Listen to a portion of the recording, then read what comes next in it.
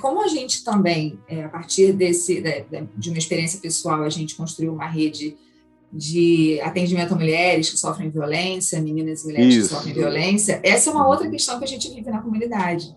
Porque muitas vezes as mulheres que nos procuram são mulheres de um integrante da comunidade, do tráfico. E aí a gente, além de ter que atender essa mulher que sofre violência doméstica, que está dentro de um contexto de violência, a gente precisa também ter esse confronto com o tráfico de drogas, porque muitas vezes é o traficante, e é esse traficante que também agride ela em nome de Deus, porque diz que o corpo não pertence a ela, que o corpo pertence a ele, que Deus deu a mulher para servir ao homem. E ele também não só domina a favela, o território em nome de Deus, como violenta a mulher em nome de Deus. Então, a gente ainda tem esse confronto. Aos seus próprios traficantes. Nesse caso. E tem o Instagram desse grupo, né, Viviane? Você passou aqui para mim, vou cortar aqui e mostrar, ó. Bota aí, Braulio. Tá aí. Isso. Tá aí no ar, né?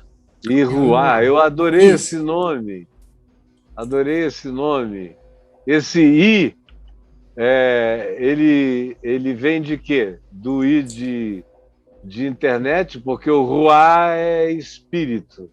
Sim. Então, o I é de instituto. Instituto Ruá. Sim, porque não é só uma rede de acolhimento, mas também de formação de pessoas que falem sobre violência contra a mulher nos ambientes religiosos. Muito legal.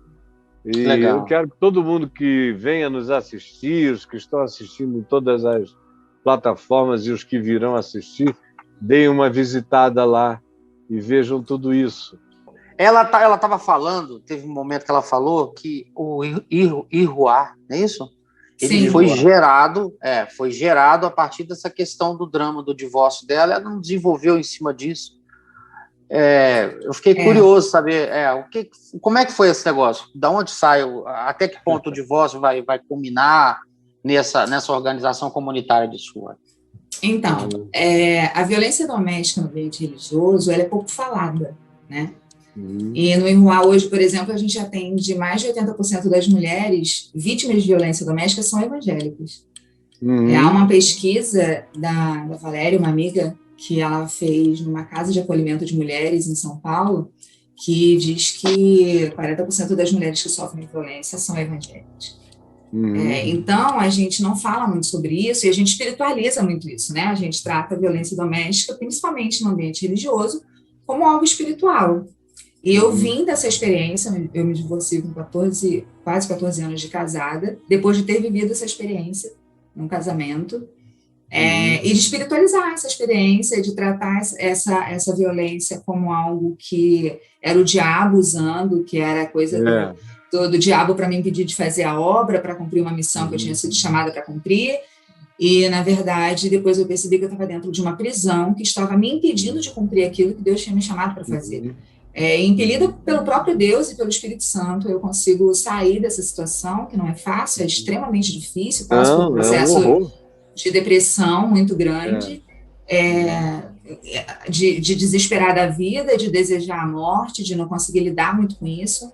Algumas pessoas que eu pastoreava na época foram as pessoas que cuidaram de mim, e eu sou extremamente grata por isso, de me darem comida, de me darem banho, de cuidarem mesmo de mim e das minhas filhas.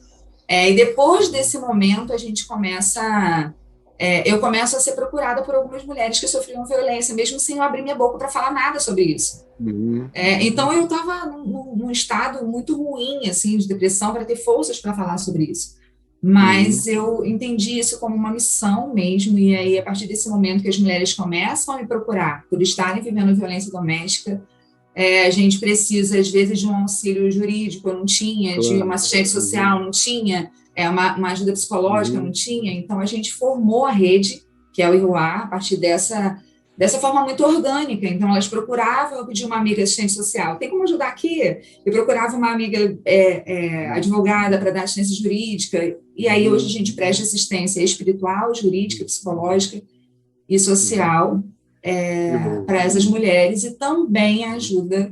E hoje em dia a gente já consegue entrar em muitas igrejas pentecostais e neopentecostais para falar sobre esse assunto de forma séria, criteriosa, cuidadosa, sem haver um problema em si. Então, os pastores mesmo convidam a gente para falar sobre esse assunto, para instruir a igreja, para falar com a vítima, para falar com o agressor, e eu acredito que hoje as portas estão se abrindo um pouco mais, ainda há muita coisa para pensar, para conquistar, muitos lugares para entrar, mas já é muito diferente de há 6 anos atrás, por exemplo, quando aconteceu comigo. E eu não posso culpar pastor nem a igreja, porque ninguém sabia, né? Claro, nem família, nem ninguém, porque ninguém sabia. Agora, então, o silêncio é o maior poder da violência, é manter a mulher em silêncio.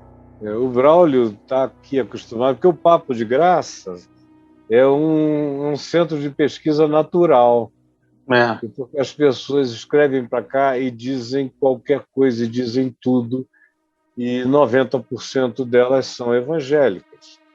E também dizem o que os seus pastores dizem. De modo que, se você estudasse, por exemplo, esses 14 anos de narrativas guardadas aqui no Papo de Graça, de mulheres falando o que aconteceu com elas, você não acreditaria o nível de violência chega a coisas de... A gente teve aqui um promotor que abusava da filha, e a filha telefonou para nós, e o cara se suicidou enquanto a gente conversava com a filha no ar. Então tem todo tipo de maluquice, de loucura, de abuso que você possa imaginar acontecendo, e pastores dizendo para as mulheres: você fique lá, não saia de lá não, mesmo que ele corte a sua cabeça, Jesus está mandando você ficar. Um pastor assim é o pastor ideal para o Israel de Acari. Está funcionando no mesmo espírito dessa dominação de poder horroroso. Né? Mas, Caio, pegando o gancho aqui nessa sua fala, uma outra pergunta que veio aqui para a Viviane, nosso tempo já está acabando, mas eu quero pegar esse barranco aqui. Viviane, é o seguinte, com todo esse movimento feminista, essa publicidade toda em cima da questão da não violência, né, doméstica, não violência contra a mulher, etc. Tal, você acha que está surtindo algum efeito, ou você acha que a coisa ainda está engatinhando ainda no processo que você acompanha aqui da IRUA? Você acha que está dando efeito esse movimento? Eu acho que a gente tem uma questão de discurso, né? Nós somos uma sociedade judaico-cristã, o discurso é judaico-cristão, então a gente tem um discurso de culpabilização da mulher, inclusive, né? Responsabilização da mulher. Então, quando você fala sobre violência contra a mulher e você pensa no discurso religioso, até pouco tempo, e ainda em muitos lugares, a gente vê que a responsabilidade sobre a mulher, sobre a violência que ela sofre, ainda acontece não só no ambiente religioso, mas fora dele, né, na sociedade. Então, eu acredito sim que a gente começou a caminhar nessa questão. Eu acredito que não só... eu acho até que... Eu não sei se eu posso estar enganada, né? Mas, assim, a partir do lugar que eu tenho caminhado e do que eu tenho vivido, eu penso que em igrejas pentecostais e neopentecostais nós temos falado muito mais sobre isso. Nós temos pensado muito sobre isso. Eu tenho sido convidada, amigas também, então a gente tem participado de rodas sobre esse assunto. Eu acho que tem um outro ponto importante, quando a gente fala, por exemplo, de cuidar da família, né? Que a igreja tem essa função moral e essa função de cuidar da família. Então, eu acho que se a gente pensar que o cuidar da família é cuidar de uma família saudável, de uma família em que a mulher não sofre agressão, em que os filhos não sofrem agressão, e cuidar também do homem, que é o agressor, então a igreja atender a mulher, o IUA não atende o homem, mas eu acho que precisa surgir algumas rodas, alguns lugares de apoio para esse homem também, que é o agressor, porque a igreja precisa cuidar tanto do agressor quanto da vítima. E dos filhos também, que são vítimas nesse contexto. Claro, sim. Claro. E eu diria o seguinte, que o que hoje acontece, não agora falando de violência, mas só voltando e me remetendo ao que você tinha mencionado antes, quando você disse: eu sou divorciada, mas o meu coração carrega, ele não está livre, o meu coração. Então, é o seguinte, no passado, alguém que se divorciasse dentro de uma Assembleia de Deus estava perdida para sempre. Sim. Era um negócio, era judaico, não era cristão, era só judaico. Sim. E pesado. Eu conheço muito bem o peso disso aí. Aí depois, por exemplo, depois do meu divórcio, onde esse tema foi debatido, discutido, virou um tema evangélico nacional e um tema tabu que cresceu enormemente por causa de quem eu era. Eu sei a quantidade de discussões, de guerras, de brigas, de gente que amava e não aceitava o ostracismo no qual punham você, e outros que vinham dizendo, não, ele está em pecado para sempre, isso e aquilo. Uhum. Pois bem, agora, eventualmente, você pode se divorciar na Assembleia de Deus. O que fica difícil é casar de novo. Casar de novo é que, às vezes, se dificulta esse caminho. É uma viagem longa, é uma conquista que ainda se tem que fazer. Não é tão óbvio assim que alguém que seja divorciado tenha direito natural a um novo casamento. Você gostaria de casar outra vez? Eu vou casar de novo. Não sei quando, mas eu vou. Mas eu não senti, assim... eu sei que isso existe, né? É muito difícil ser uma mulher divorciada na sociedade e é mais difícil ainda ser uma mulher divorciada no ambiente religioso. Né? Naturalmente, as pessoas imaginam que você queira voltar para o seu casamento, que você queira que Deus restaure o seu casamento. E às vezes você não quer que Deus restaure aquela relação, exatamente. Então, a minha principal dificuldade inicialmente foi essa. Depois de você ser uma mulher divorciada em qualquer ambiente da sociedade, não só na igreja.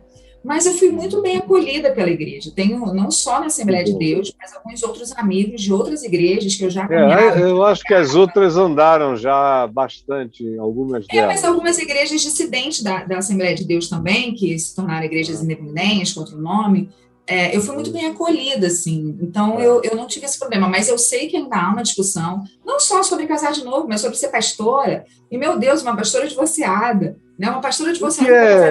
O que é extraordinário é que isso seja uma questão, né? Exatamente, porque em Cristo... É extraordinário. Eu digo, meu Deus, quando é que isso deixará de ser uma questão? Sim. Porque, para mim, é uma coisa tão patética que seja um problema, que seja uma questão, que seja um impedimento, que seja uma diferenciação. E as pessoas imaginarem que Deus faz essa diferenciação. É um negócio completamente bizarro. Mas sabe, ainda Caio, seja assim.